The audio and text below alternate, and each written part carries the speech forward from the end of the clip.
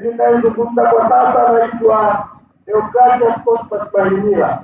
Ni mwenyekiti wa baraza la vijana wajanja kabisa, vijana wa Chadema, naitwa Babisa.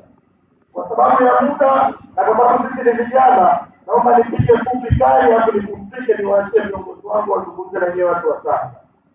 Jambo la kwanza, Waswahili wanasema ukiwa muongo ni muhimu ukawa na kumbukumbu.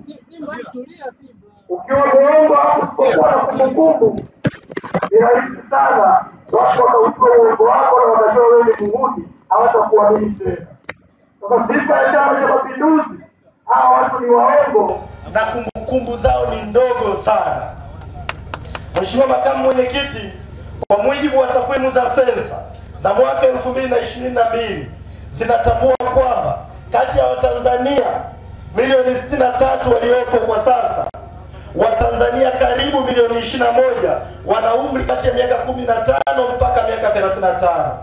Nyewe watu wa Tanga mko karibu watu milioni 2 na laki 6, lakini kati ya watu hao watu laki 9 na karibia 15,000, laki 9 na 15,000 ni wana umri kati ya miaka 15 mpaka miaka 35. CCM kwa kutambua hilo, juzi kwenye kikao chao kule Dodoma, wakati wanazindua ilani yao ya uchaguzi, wamesema kwa kipindi cha miaka 5 kwenye ilani yao ya uchaguzi wana nia ya kutengeneza ajira milioni 8. Sasa kwa sababu ni waongo, hawana kumbukumbu. Na ukifikiria CCM, unajua vijana wa CCM wengi ni viraza, wengi akili zao ni ndogo. Sasa hata leo mimi nikiamua kutumia akili ndogo za kufikiria kama ambavyo vijana wa CCM huwa wana akili ndogo, nikitumia tu na akili zao wenyewe, mwaka 2023 Rais Samia akiwa Zanzibar alisema kazi ya kutengeneza ajira sio kazi ya serikali. Sasa kama Rais Samia na vijana wa CCM mmezoea kusema rais hasemi uongo, na mimi nasema rais ya kusema uongo kwamba kazi ya kutengeneza ajira sio kazi ya serikali, na muunga mkono Rais Samia. Sasa kama rais wa nchi alisema kazi ya kutengeneza ajira sio kazi ya serikali, nyie CCM na ilani yenu ya uchaguzi mnapotuahidi vijana wa Tanzania kwamba mtatengeneza ajira milioni 8, mmelitoa wapi hiyo? Hizo ajira mnazitengeneza kama wakina nani? Juzi kwenye kikao chao CCM Dodoma, Rais Samia amesema kwamba CCM imeshashinda uchaguzi tayari. Sasa kama CCM mnajua mmeshashinda uchaguzi, kwa nini mwaka huu mnasema ni mwaka wa uchaguzi? Kwa nini mnataka sisi Chadema twende tukashiriki huo uchaguzi ili iweje kama mmeshashinda uchaguzi? Na mnasema mmeshinda uchaguzi kwa sababu Rais Samia anasema hivyo kwa sababu wanafahamu yeye ndiye aliyemchagua mwenyekiti wa Tume ya Taifa ya Uchaguzi, na yeye ndo anayejua kwamba matokeo ya urais hayapingwi kwenye mahakama yoyote kwenye taifa hili. Rais Samia anajua uchaguzi wa taifa hili unasimamiwa na wakurugenzi, unasimamiwa na watendaji wa kata, unasimamiwa na watendaji wa vijiji, unasimamiwa na walimu, na hao wote ni waajiriwa wa serikali, hao wote ni waajiriwa wa Samia, na hao wote hawawezi kufanya chochote ambacho yeye atawaagiza wakifanya.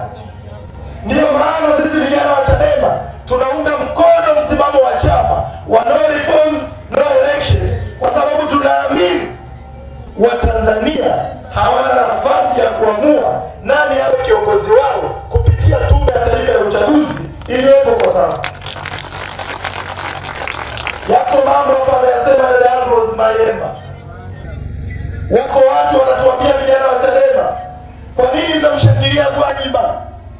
Ule Gwajima mnamwamini anayoyasema? Mimi naombeni kuambia sauti na msimamo wa vijana wa Chadema, ukweli utabaki kuwa ukweli hata kama utasemwa na shetani. Uongo utabaki kuwa uongo hata kama atakayeusema atakuwa ni rais wa nchi, atakuwa ni waziri mkuu, atakuwa ni nani, hata kama akiwa ni mchungaji akisema uongo utabaki kuwa ni uongo. Sisi tunamuunga mkono Gwajima kuhusu kauli yake ya masuala ya utekaji, kwa sababu mambo hayo tulianza kuyasema siku nyingi. Vijana wa Chadema na msimamo wa Chadema toka siku nyingi ulikuwa ni kupinga utekaji na vijana kuuliwa ndani ya taifa hili. Kwa hatumuungi mkono Gwajima kwa sababu tunampenda sana, tunamuunga mkono kwa sababu amesema mambo ambayo ni mabaya ndani ya taifa hili, na yeye tunaungana mkono na yeye kwa sababu hiyo. Na siku na yeye akikengeuka akasema mambo mengine tofauti na haki, na yeye tutampinga hadharani. Jambo la mwisho, na naomba kuwashauri na kuomba vijana wenzangu watano. Taifa hili, maisha ya vijana hajawahi kuwa kipaumbele kwa serikali ya Jamhuri ya Muungano wa Tanzania. Sasa hivi deni la taifa limefika trilioni 97. Nyewe watu wa Tanga kama hamjui, kila uliopo hapa ukichukua trilioni 97 ukizigawa kwa Watanzania milioni 63 waliopo, kila Mtanzania anadaiwa milioni 1.5. Kwa hiyo kama serikali ya Chama cha Mapinduzi kila siku ya Mungu inakopa mapesa matrilioni ya shilingi, halafu pesa hizo wanazozikopa haziwagusi vijana na maisha yao, hakuna haja ya kuendelea kuiunga mkono CCM na serikali yao, kwa sababu yenyewe mambo yote inayoyafanya sio kipaumbele kwa vijana wa taifa hili. Na washukuruni sana kwa kunisikiliza. Mungu awabariki sana. Tutarudi siku nyingine kuzungumza na nyinyi watu wa Tanga. Asanteni sana.